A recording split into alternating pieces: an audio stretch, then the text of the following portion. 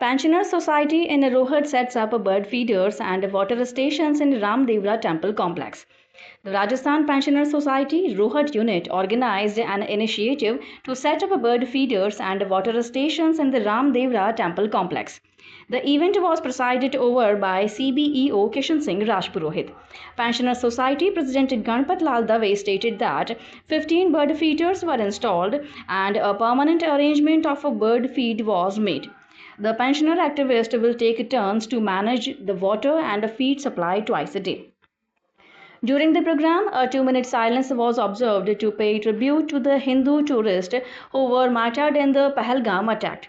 Notable attendants included Chatura Ram Fulwar, Shantilal Soni, Bhawarlal Jangir, Ghesu Singh Sisodia, and others.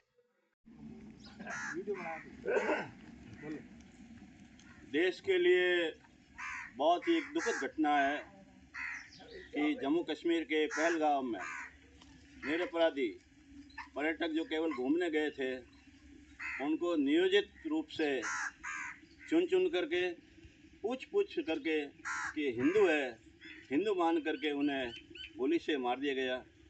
ऐसे जो आतंकवादी है उनकी हम घोर निंदा करते हैं।